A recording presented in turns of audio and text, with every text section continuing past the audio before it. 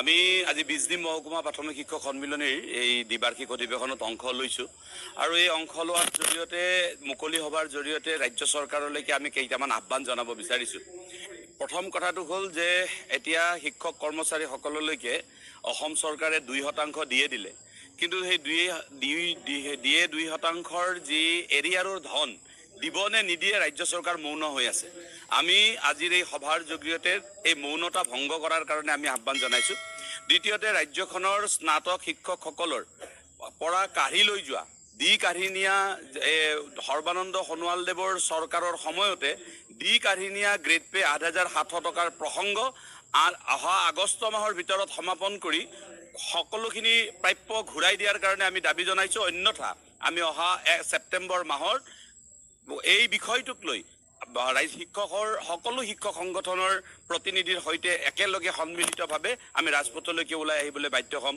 তৃতীয়তে কথাটো হ'ল যে ৰাজ্যখনৰ যি ৰাজহুৱা শিক্ষা ব্যৱস্থা, এই ৰাজহুৱা শিক্ষা ব্যৱস্থাৰ যিটো সংকট বৰ্তমান সৃষ্টি কৰা হৈছে, এই সংকট ৰোধ কৰাৰ কাৰণে শিক্ষকসকল যাতে বেছিভাগ সময় শ্ৰেণীকোঠাত থাকিব পাৰে, তাৰ কাৰণে শ্ৰেণীৰ কোঠাৰ পৰা বাহিৰত থাকিব লগা যিবোৰ পাঠ্যক্ৰম বহিৰ্ভূত কাম দিয়া হৈছে, এইবোৰৰ পৰা শিক্ষকসকলক ৰেহাই দিয়াৰ আমি দাবী জনাইছোঁ।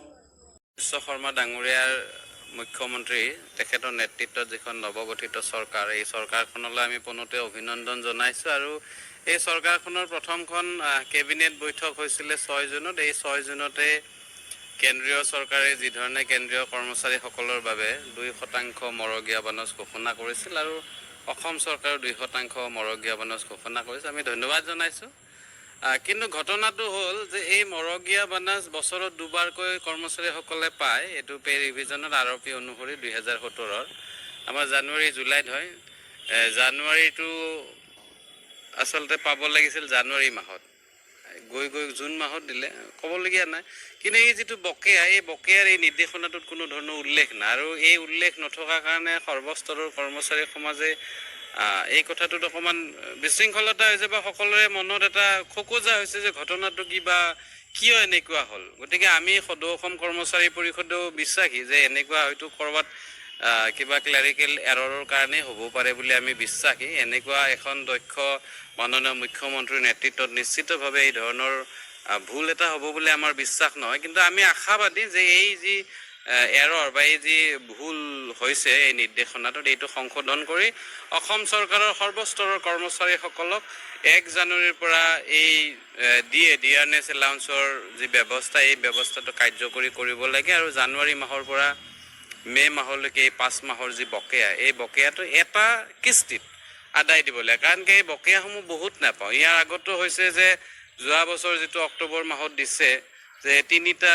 ইনষ্টলমেণ্টত 3টা কিস্তিত এই বকেয়াসমূহ দিছে। গতিকে আমি বিচাৰিছোঁ, ইতিমধ্যে আমি সদৌ অসম কৰ্মচাৰী পৰিষদে অসম চৰকাৰলৈ যোৱাকালি এখন আবেদনো জনাইছোঁ যে এইটো যি আশ্বাস হৈছে, এই আশ্বাসটো দূৰ কৰি এখন নতুন বা সংশোধিত এখন নিৰ্দেশনা প্ৰেৰণ কৰিব লাগে, যাৰ জৰিয়তে কৰ্মচাৰী সমাজ আমি সকলোৱে আশ্বস্ত হ'ব পাৰোঁ। সেইটো আপোনালোকৰ জৰিয়তে আজি সংবাদ মাধ্যমৰ জৰিয়তেও আমি অনুৰোধ জনাইছোঁ, আহ্বান জনাইছোঁ আৰু কৰ্মচাৰী বন্ধুসকলকো কৈছোঁ যে পৰহিৰ পৰা ইমান কৰ্মচাৰী বন্ধুৱে ফোন কৰি আছে, এই কথাটো আমাক অকণমান অসুবিধাত দিছে।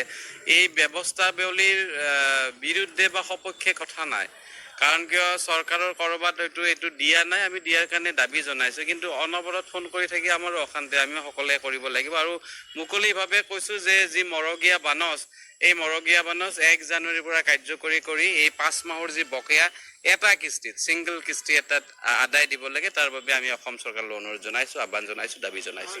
হয়, মই ক্লাৰিকেল এৰৰ বুলি কোৱা নাই, যে ক্লাৰিকেল এৰৰ হ'ব পাৰে, কাৰণ কিয় মাননীয় ডক্টৰ হিমন্ত বিশ্ব শৰ্মা ডাঙৰীয়াৰ যি দক্ষতা, তাত কাৰো সন্দেহ নাই আৰু তেখেতৰ দক্ষতাৰ ক্ষেত্ৰত যে এই ধৰণৰ কিবা এটা ভুল হ'ব আমি কোনেও ভাবিব নোৱাৰোঁ। হয়তো লিখোঁতে টাইপ কৰোঁতে ক'ৰবাত ভুল হ'ব পাৰে, মই সেই ধৰণে হয়তো নিজক আশ্বস্ত কৰিবলৈ চেষ্টা কৰিছোঁ বা বিগত সময়ত যিটো হোৱা নাই।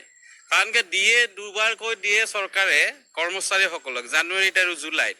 কেতিয়াবা আমাৰ সৰহ সংখ্যকে জানুৱাৰীৰ ডিএটো মানে এপ্ৰিল মাহত দিয়ে, বহাগ মাহত দিয়ে, তেতিয়া হয়তো 2-3 মাহৰ এৰিয়া পায় 2-4 হাজাৰ টকা আমি পাওঁ কাপোৰ কানি কিনিবলৈ বহাগ বিহুৰ সময়ত সুবিধা হয়। আৰু জুলাইটো দেৰি হয় কি দেৰি নহয়, এইটো দিয়া হয় যে দুৰ্গা পূজাৰ আগে আগে দিয়ে, হয়তো আমি কাপোৰ কানি কিনিবলৈ 2-4 হাজাৰ টকা সকাহ হয়, কিন্তু এতিয়া এটা ইনষ্টলমেণ্টতে দিয়ে। কিন্তু বিগত সময়ত কি বিভিন্ন অসুবিধাৰ কাৰণে হয়তো ইনষ্টলমেণ্ট 3টাত কৰিছে, আৰু বিগত সময়ত যি ইনষ্টলমেণ্ট সেই ইনষ্টলমেণ্টতো আমি 1% দিয়ে, মানে 1% 0.1% আমি লুজাৰ হৈছোঁ। 3টা ইনষ্টলমেণ্টত দিলে মানে কি 3 ভাগ হ'ল 33 99 হ'ল, 99 হ'লে 100টো নহ'ল, এই 0.1টো আমি লুজাৰ হৈ থাকিলোঁ। সেই কথাটো কৈছোঁ, তথাপিতো আমি এৰি দিয়া নাই, কিন্তু এই কথাটোতো ক'ৰবাত ৰৈ গৈছে, আমি বঞ্চিত হৈছোঁ।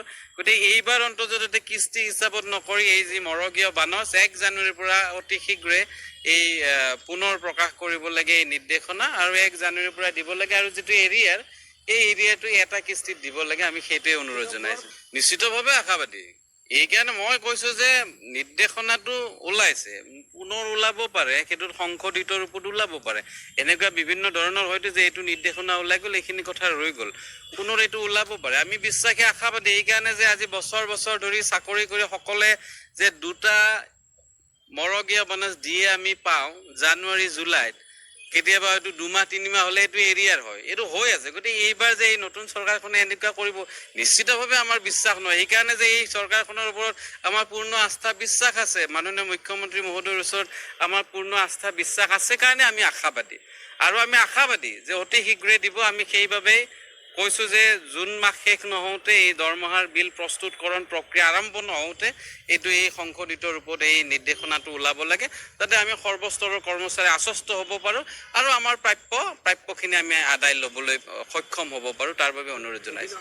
যদিতো নহয় সেইটো চিন্তা কৰা যাব, বা যদি নোহোৱাৰ কথাটো নাই, আমি হোৱাতেই পক্ষপাতী বা হোৱাৰ ক্ষেত্ৰতে আশাবাদী, আৰু নহয় যদি আমিতো দাবী জনাবই লাগিব। আমিতো আৰু যুদ্ধ কৰিব নোৱাৰোঁ। আমি কৰ্মচাৰী যিহেতুকে আমি গণ্ডিত থাকি চৰকাৰী নীতিৰ ভিতৰত থাকি আমি দাবী জনাই থাকিম, আৰু দাবী জনাব লাগিব, আৰু প্ৰয়োজন সাপেক্ষ এইটো প্ৰতিবাদ হ'ব। সেইটো সময়ত দেখা যাব। সেইটো আমাৰ এটা বডি আছে, এক্সিকিউটিভ বডি আছে, এক্সিকিউটিভ বডিয়ে যি ধৰণে নিৰ্দেশনা প্ৰেৰণ কৰে, আমিও যিহেতুকে কাৰ্যপাল মানে এক্সিকিউশ্যনহে কৰিব পাৰিম। আমিতো আৰু লিডাৰ নহয়, কৰ্মচাৰী পৰিষদত কোনো লিডাৰ নাই। আমাক 2 বছৰৰ কাৰণে দায়িত্ব দিছে, যি সিদ্ধান্ত দিয়ে এই সিদ্ধান্তখিনি কাৰ্যকৰী কৰাৰ বাবে আমাক বিষয়ববীয়া পাতিছে, আৰু এই আমাৰ জেনেৰেল হাউচ বা কাৰ্যনিৰ্বাহকে অনাগত দিনত এই ক্ষেত্ৰত যদি কিবা নিগেটিভ বিয়োগাত্মক কথা হয় নিশ্চয় পৰামৰ্শ দিব, আমি সেই ধৰণে অগ্ৰসৰ হ'ম।